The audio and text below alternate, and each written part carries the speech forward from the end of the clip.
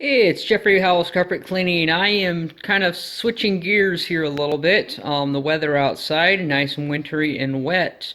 It's generally what happens this time of year. Things slow down, and what that does is it gives us a little time to perform a little maintenance cleaning.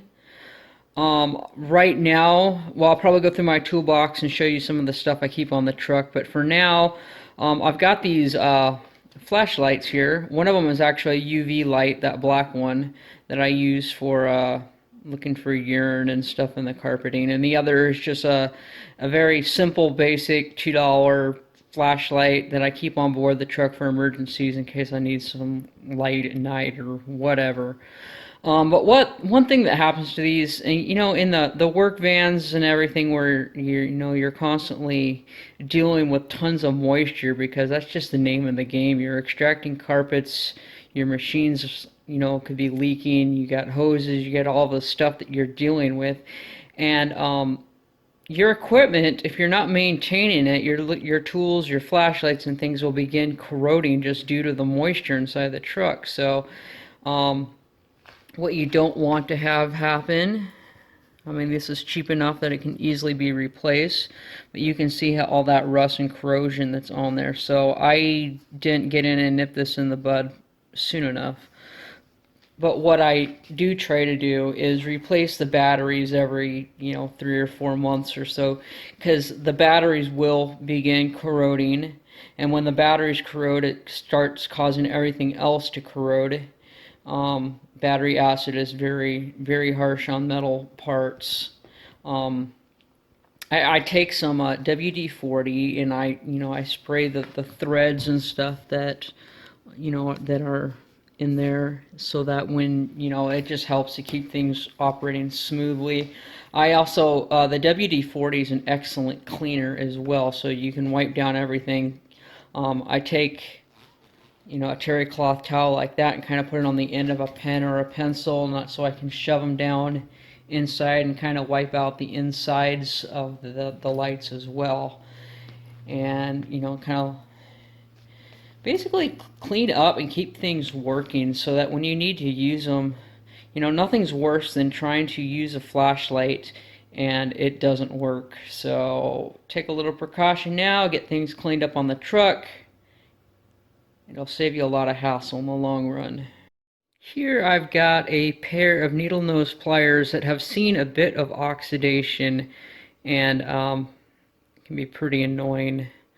It's because what it does is it locks up your tools and everything, and when you go to use them, not only do they look ugly, but they don't move because they're locked tight. So what I've got here, a little bit of CLR, calcium lime rust remover. I've had this for quite a while, so the label is actually starting to come off. Put a little in a dish, and what I'm going to use is this little pipette to disperse a little bit of the CLR solution on here and just let it sit for a while, and what it will begin doing is eating away at that oxidation. You can see I kind of already wiped it down a little bit with this microfiber towel, and you can see the rust on there.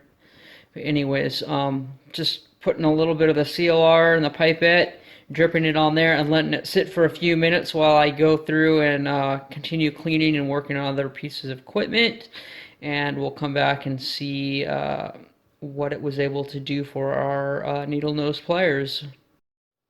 Alright, and for right now I'm just going to walk you through some of the things that I have in my box, just so that might give you some ideas of what you should be carrying along on your truck as well. I mean, obviously, first up, I've got a couple pair of gloves and head protection, ear protection. Those are kind of a no-brainer. I think everybody has those. I've got a cheap socket set that I got from Harbor Freight there. A couple standard screwdrivers, little ratchets. This thing here was completely locked up due to moisture and rust and everything. But I was able to break it free and sprayed a bit of WD-40. As you can see, I've got quite a bit of WD-40. You do want to regularly run this through your blower on your truck just so that you're keeping it well lubed so it doesn't lock up. When those things do lock up, you're looking at a pretty nice bill to get that fixed, or hours of downtime to do it yourself. So either way, it's a loss of money. Got scissors in emergency. You can clip, you know, fraying carpets, carpeting, whether it be fibers or fraying Berber or whatever, just so that they're not becoming a hazard. Obviously, needle nose pliers and other pliers. I got a big wrench somewhere. I'm not sure where that wrench is, but just a crescent wrench comes in extremely handy. Sometimes you run into leaky pipes, broken pipes. I mean, that is the reason here for having the thread, the pipe thread and the pipe sealant.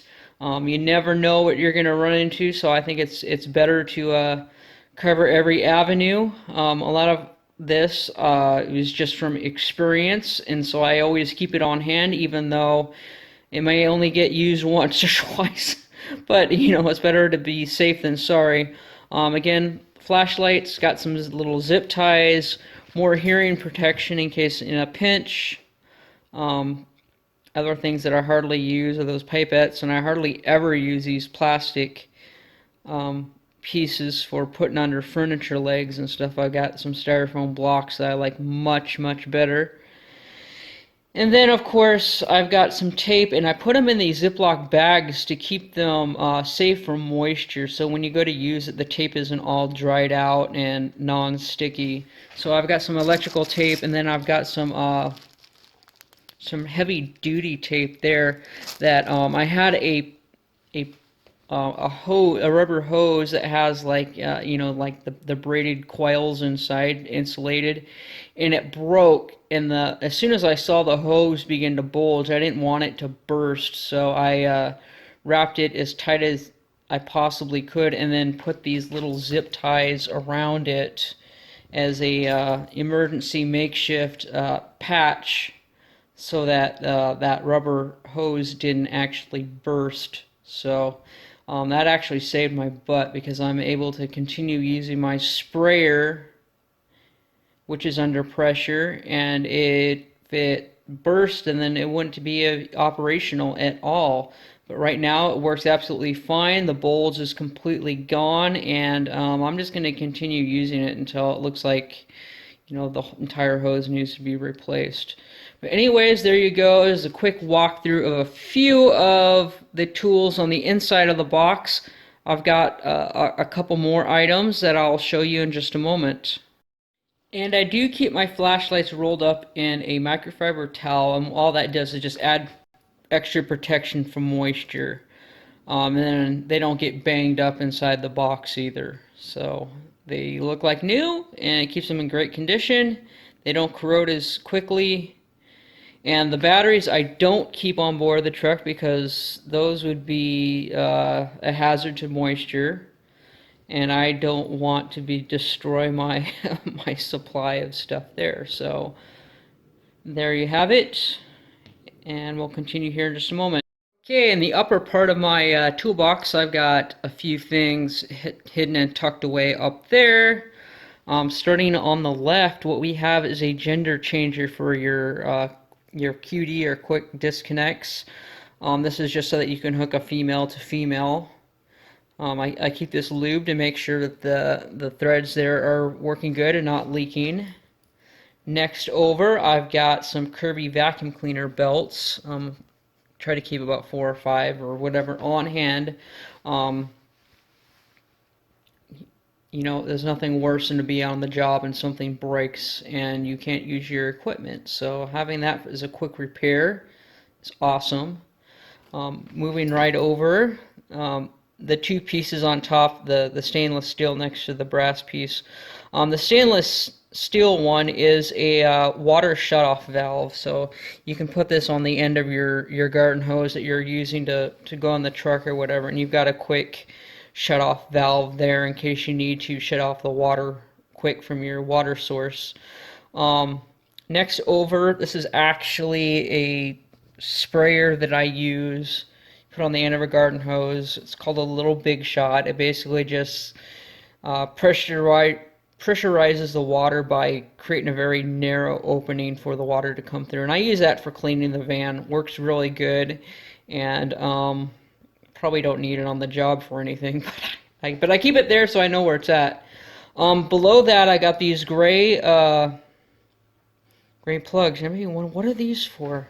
A lot of the houses built in the 20s or earlier don't have any three-prong outlets in the house. So a lot of them do have, most of them are converted now and have at least one or two in the house. But just in case you're in a place where they don't have three prongs, this is just a electrical converter.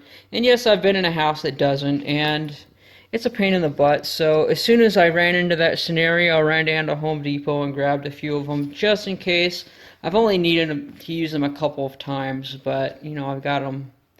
And then here I've got some miscellaneous caps and whatnot. These here just help you to distribute liquids.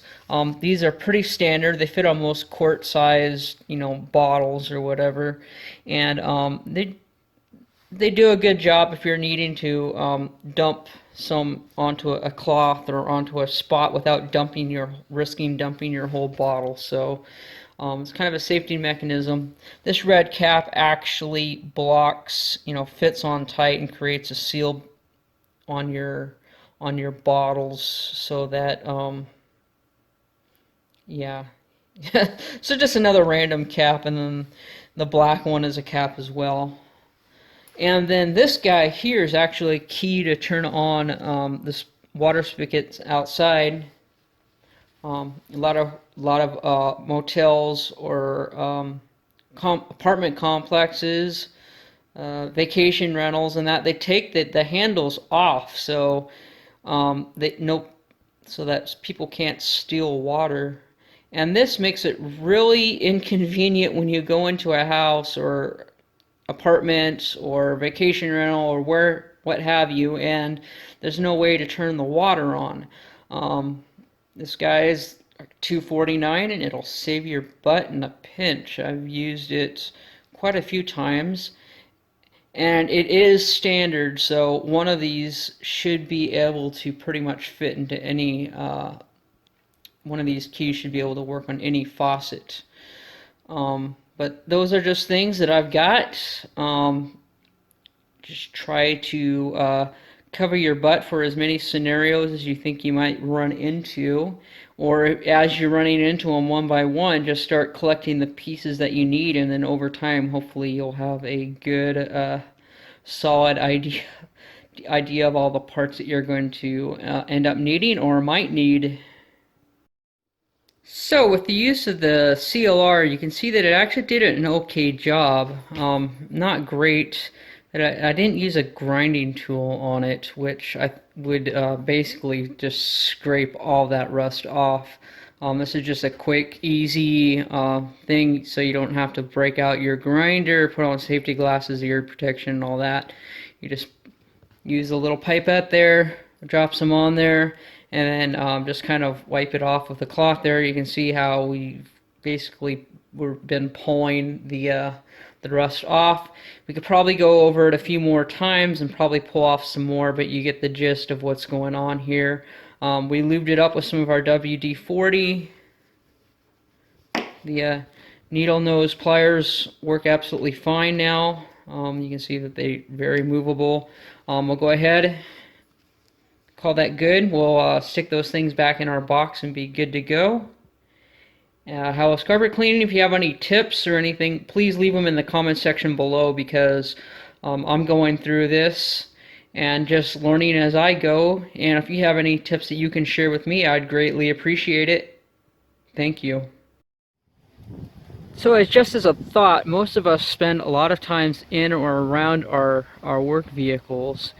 And I'm thinking, in the case of emergency, say that there's an earthquake or we get stuck somewhere, I'm thinking it might be a good idea to keep a supply of emergency rations on board the truck. Like if you had a special box that you could seal up and put in there.